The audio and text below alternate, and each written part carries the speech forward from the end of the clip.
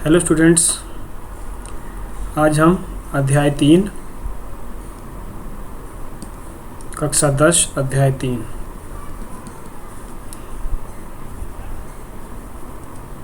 के एमसीक्यूज करेंगे। प्रश्न संख्या 1, के किस मान के लिए समीकरण निकाय। ये हमारे पास निकाय मतलब समीकरणों का जोड़ा, एक ये और एक ये, इन दोनों में किस स्थिति में इसका कोई भी हल नहीं होगा। कोई भी हल नहीं होने की स्थिति में a1 divide by a2 equal to b1 divide by b2 should not be equal to c1 divide by c2। तो आइए देखते हैं, इसमें ये a1 है 4, b1 है 3, a2 है 2 और b2 है k। तो a1 divide by a2 b1 divide by b2 means 4 divided by 2 should be equal to 3 divided by k, which implies 4k should be equal to 3 into 2 6। गुना कर देंगे आपस में आमने सामने, तो k बराबर है 6/4।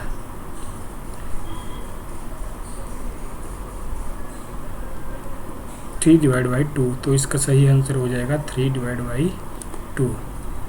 प्रश्न संख्या 2, के किस मान के लिए समीकरण निकाय का अनगिनत हल। अनगिनत हल होने की स्थिति में a1 divide by a2 should be equal to b1 divide by b2 should be equal to c1 divide by c2। ये सब के सब बराबर होने चाहिए। तो ये a1, ये b1, ये c1, a2, b2 और ये c2। a1 divide by a2 should be equal to b1 divide by b2। Hence 4 divide by 2 should be equal to k divide by -4, k divide by -4,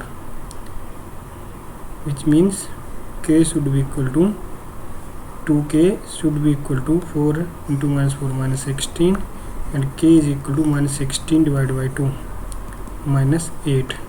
तो ये हमारा सही answer होगा। इसी तरह आगे बढ़ते हैं। प्रश्न संख्या 3, दो चरों x y के रखी समीकरण में ax जमा by जमा c के कितने अधिकतम हल संभव हैं। तो हम जानते हैं कि दो चरों वाले एक समीकरण में इसके अनगिनत हल संभव हैं, क्योंकि हर बार x की अलग वैल्यू से y की अलग वैल्यू आती है, इसलिए इसको इनफाइनाइट रूप से हम हल कर सकते हैं। तो इसका सही आंसर होगा अनगिनत। प्रश्न संख्या 3 का सही आंसर है अनगिनत।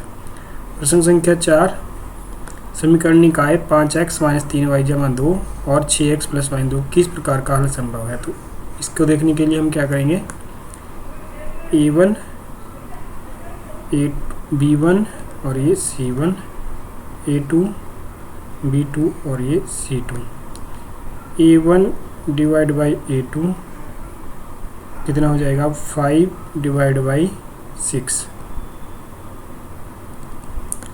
b1 डिवाइड बाई b2 ये कितना हो जाएगा -3 divide by 1, -3 divide by 1 and c1 divide by c2 2 divide by -2। तो हम देखते हैं कि a1 डिवाइड बाई a2 ये बराबर नहीं है b1 डिवाइड बाई b2, बराबर नहीं है c1 डिवाइड बाई c2। ऐसी स्थिति में लाइनें आपस में काटेंगी और केवल मात्र एक ही हल होगा। तो इसका एक अद्वितीय हल होगा। ये इसका सही उत्तर है।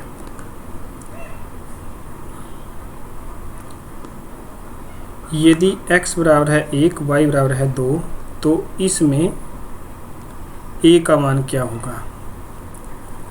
इन दोनों का हल है x1 और y2। ऐसी स्थिति में हम दोनों जगह से इसका हल निकाल सकते हैं। तो 3x की जगह हम रखेंगे 1, 3 into 1 plus a into y इसका समीकरण का हल है, क्योंकि तो बराबर है 1 के बराबर होने से। इसमें भी रख सकते हैं आप, इसमें भी रख सकते हैं, परंतु हमें a की वैल्यू चाहिए तो हमने इसमें रख दिया है। 3 + 2a should be equal to 1 plus 2a is equal to 1 - 3 2a is equal to -2 implies a is equal to -2 divide by 2 -1। तो इसका सही उत्तर ये रहेगा। प्रश्न संख्या 6 देखते हैं। प्रश्न संख्या 6 में यदि समीकरण पहला ये है, इसका हल x1 y हो तो a का मान निकालना है। इट मीन्स आपको y की वैल्यू निकालनी है। तो इसका हल x1 y है, तो x की जगह रखेंगे हम 1, y की जगह रखेंगे k। 3 × 1 यहाँ से -2 × k should be +1 should be equal to 0 which implies 3 - 2k + 1 should be equal to 0 which implies ये -2k should be equal to -4 implies k is equal to 4 divide by 2। तो k की value 2 आएगी, तो 2 इसका सही answer रहेगा। प्रश्न संख्या 7।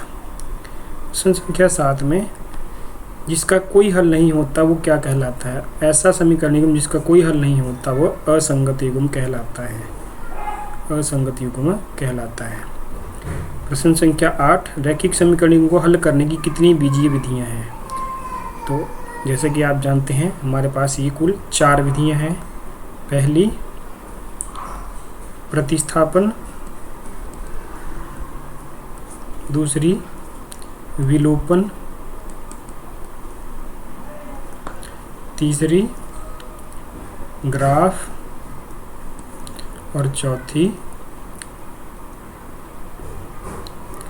वज्रगुणन विधि, क्रॉस मल्टीप्लिकेशन। तो कुल हमारे पास 4 विधियां थे, इसका सही आंसर है 4। प्रश्न संख्या 9 देखते हैं। असंगत समीकरण द्वारा निरूपित रेखाएं के असंगत समीकरण वो होता है जिसमें रेखाएं पैरेलल चलती हैं जिनका कोई हल नहीं होता है।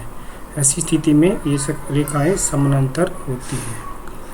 प्रश्न संख्या 10, असंगत समीकरणों के कितने हल होते हैं? इसका कोई हल नहीं होता क्योंकि ये रेखाएं आपस में नहीं मिलती हैं, न ग्राफ में नहीं मिलेंगी, समीकरण में नहीं मिलेंगे, तो असंगत समीकरणों का कोई हल नहीं होता है। प्रश्न संख्या 11,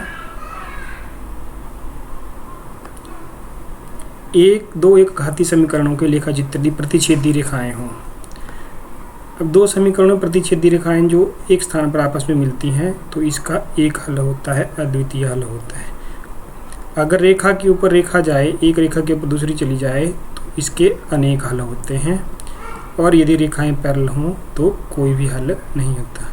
जितने स्थानों पर रेखाएं मिलती हैं उतने हल होते हैं, इसलिए यदि प्रतिच्छेदी रेखाएं हैं तो उसका एक हल होगा। प्रश्न संख्या 12, सरल रेखाओं x - y बराबर है 0, x + y बराबर 0 के प्रतिच्छेद बिंदु के निर्देशांक क्या होंगे? केवल इस स्थिति को जहां x - y 0 हो, मतलब x बराबर y हो, और दूसरी स्थिति x बराबर है -y हो। इस स्थिति को पूरा करने के लिए इसमें एक ही ऑप्शन है 0, 0।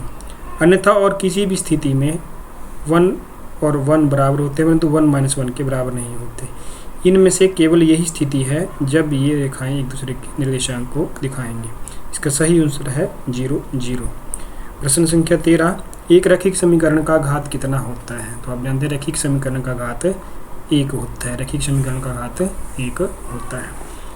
याद रखने के लिए कुछ बातें विशेष हैं, उन्हें माइंड में रखें तो आप इस तरह के सारे क्वेश्चन कर सकते हैं। पहला मैं समीकरण से बताता हूँ, a1x + b1y + c = 0। दूसरी स्थिति में यदि हमारे पास दूसरा समीकरण है a2x + b2y + c2 = 0। पहली स्थिति में यदि a1/a2 बराबर नहीं है b1/b2 बराबर नहीं है c1/c2, ऐसी स्थिति में रेखाएं आपस में प्रतिच्छेद करेंगी, और क्योंकि एक स्थान पर मिल रही हैं तो इसका एक अद्वितीय हल होगा।